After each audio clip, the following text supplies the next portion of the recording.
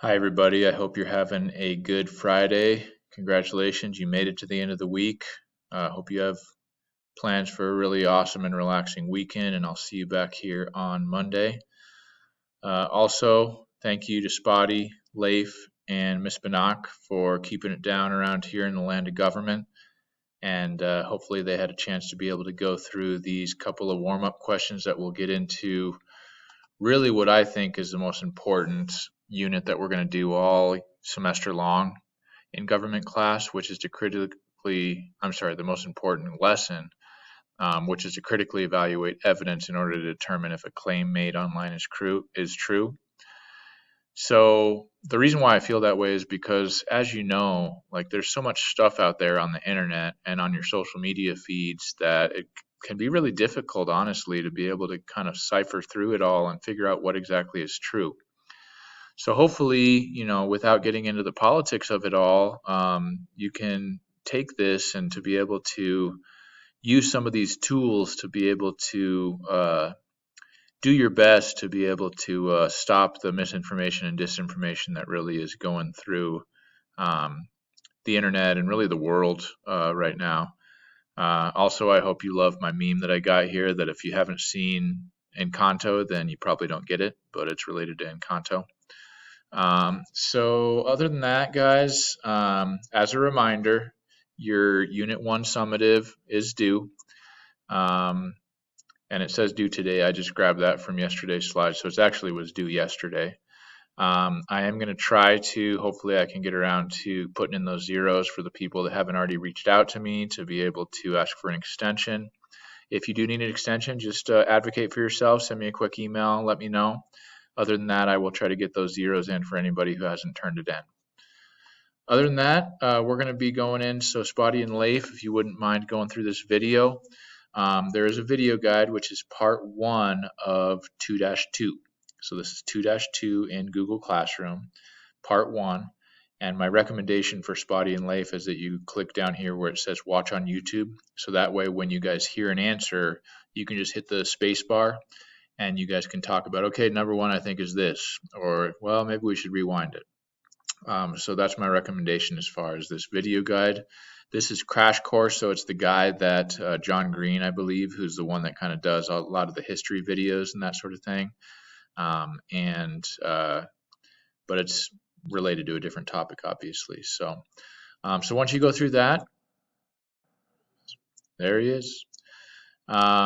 So there was also a part 2 gets into this claim of voter fraud in 2016.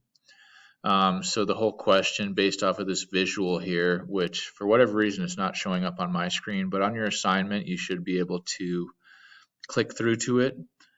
And if not, I can just give you a little heads up here as far as what it looks like, because in the past, some people have not been able to see this video because of the filter for Facebook. But as you can see here, we've got this person that looks to be very, very stressed out, and kind of, it looks like they're shredding a bunch of documents. And then it says, have you ever noticed that only people caught committing voter fraud are Democrats? And then check it out, fellow Americans. This is the reason we need a couple military armed ready to shoot and kill any blank man or woman that does this kind of fraud. So try to kind of go through this video, and I'll go to a couple areas here to be able to, here's one. So this is a different scene that has it's part of the same video.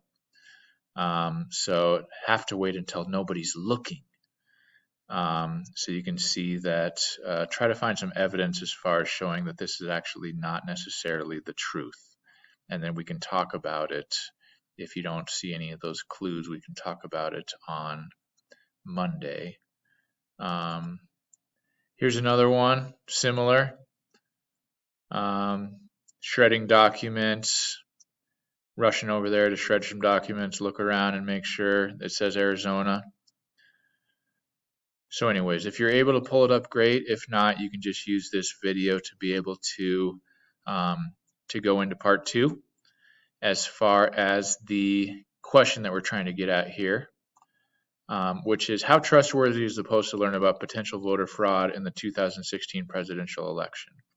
The other website that I would recommend that you check out is called Snopes, which is kind of one of those fact-checking organizations. So if you want to get a little bit of a backstory on that, you can also go over to Snopes to be able to just put in like voter fraud 2016 election or something like that, and it probably will, and then put in the word Snopes, Snopes, to be able to help out with that. We also, oops, here it is again. We also have this survey that's on Twitter, so I can go ahead and open that up from because I don't have the filter here, so you can go ahead and check out this Twitter post. And so on this Twitter post, it says, do you feel there's too much news and you can't keep up? You're not alone. 68% of Americans have news fatigue. 78% of Republicans feel this, higher than the 61% of Democrats. And so we have this as the source. Here is the survey. It says that the source is between February 22 and March 4th from the Pew Research Center. It looks like it got retweeted 17 and 2 quote tweets. So to be able to respond to whether or not we should be able to trust this, and then that's it. So the majority of your time is going to be going into this video guide, but if you want to use this video to be able to do part 2 and part 3 if you have trouble accessing it, and then we'll talk about it when we come back together on Monday. All right, guys. Have a great weekend. Talk to you later. So long.